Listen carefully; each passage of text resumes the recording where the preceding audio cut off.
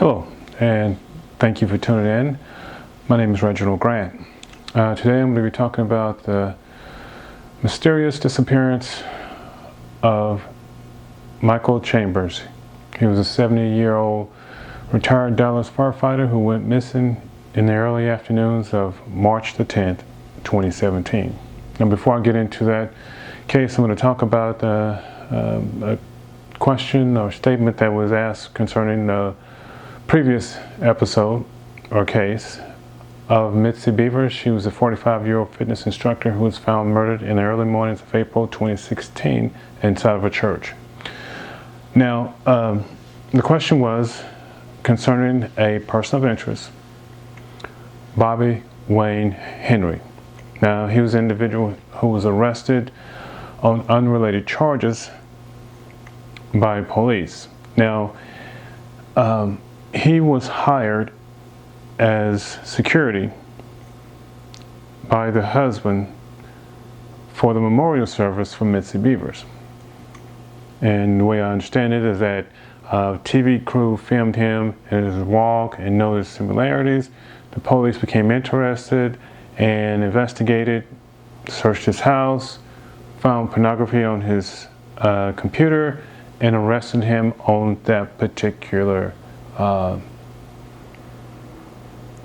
basis.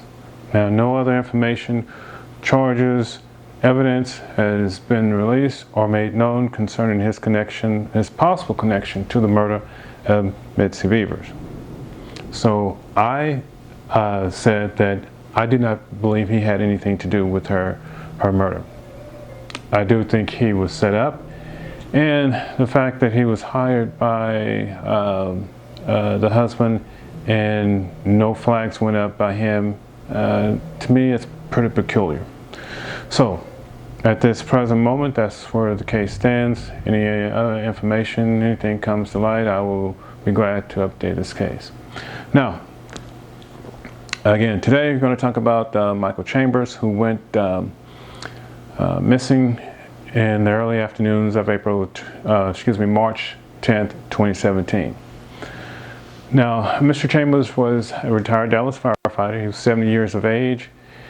He lived in Quinlan, Texas on a 10-acre ranch with his wife, Rebecca, of almost 40 years. Now, they have 2 adopted sons, and Mr. Chambers has 2 daughters from a previous relationship. He liked to sing, he worked on cars, and attended a local church. Now, as far as the information become aware of, he had no serious health issues, no serious mental problems, emotion like that. His finances were fine, and nothing out of the ordinary. Seemed to be a healthy person, and other than the fact that a couple weeks prior to his disappearance, there was rumors that he was greatly depressed. So, and once I address one of the theories of the police, you'll see how that really, don't know why they're trying. I have an idea as to why they're trying to push a particular theory, but let me get into the case a little bit, and then I'll address that. Now, apparently he had a phone call from his wife early in the morning. She's a nurse that travels to her patients' homes for visitation and for care. He had a phone call from her, apparently. Then he went to a local Walmart. He's seen on the surveillance cameras making a purchase, I guess, for some mascara for her, which is not unusual for him to do. And it's around 11 o'clock or so, and after then, no one sees or hears from him since then. Now, apparently he drove back to his house because the truck was found at the house and no sign of him. And the police think he disappeared or whatever happened between 12 and 3 o'clock, because At 3 o'clock, their neighbor is home, and they notice nothing unusual at the Chambers residence. Apparently the wife calls, no answer. She arrives home around 6 o'clock or so, goes in the house, doesn't see him, goes to the bar, he has a workshop, he does his, works and tinkers with cars, restores them, calls the neighbors over, and they go into the workshop, and he's not there. They look around, nowhere to be seen on the property. They do notice some what appears to be blood, or they thought it was some type of transmission or engine oil on the ground.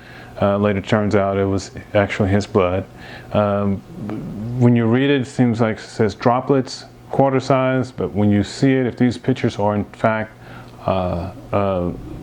true to the fact, there's a lot of blood. And so eventually somebody calls the police. I don't believe it was Rebecca, which is his wife. I'm sorry if I didn't mention that. They get there,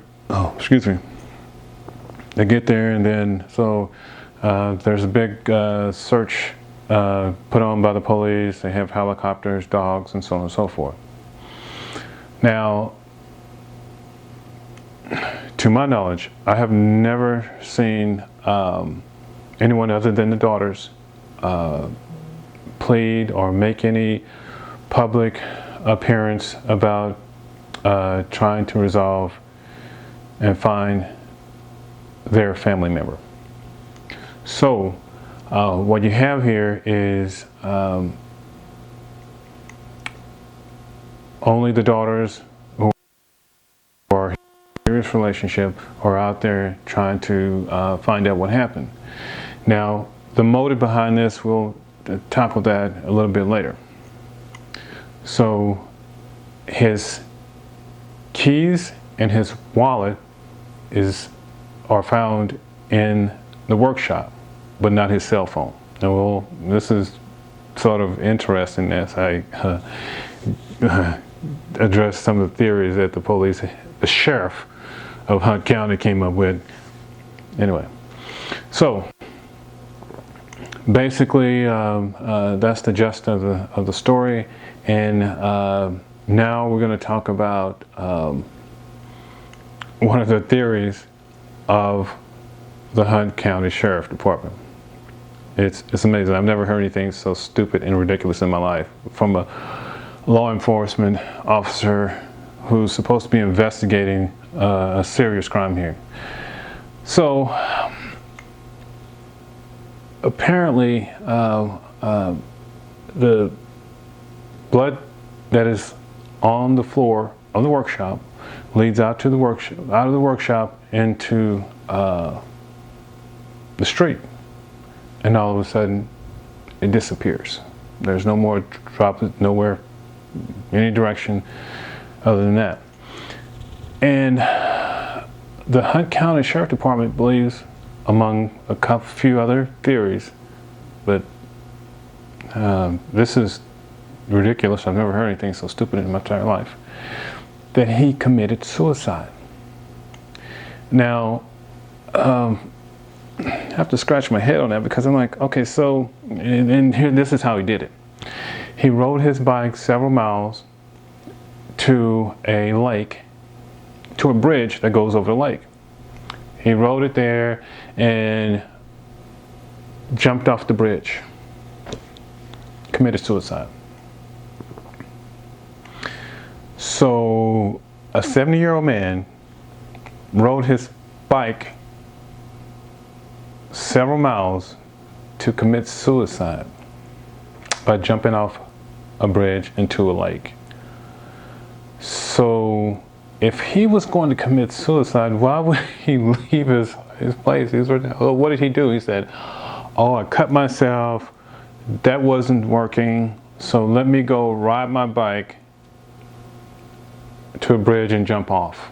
And of course they searched the lake, and there's no body, no cell phone, no bicycle, And I mean, I have a hard time thinking. Hard time grasping. How can anybody come up with something so ridiculous as a theory, especially if you're in law enforcement? But anyway, let's stick to the point here. They didn't find any blood trail that supposedly he's supposed to have ridden his bike there. They didn't find any at the scene where he was supposedly to have jumped off. And the theory is he had his cell phone, and because the cell phone wasn't going at the rate, traveling at the rate if a person was in a car or if they were walking, they assumed that he was on a bike, and that's why the speed or the rate in which the cell phone signal was traveling was neither like the pace in a car or if a person was walking. Now, I know this is a serious case, but I would have kept that to myself. And again, the blood trail stops somewhere near the street of his property.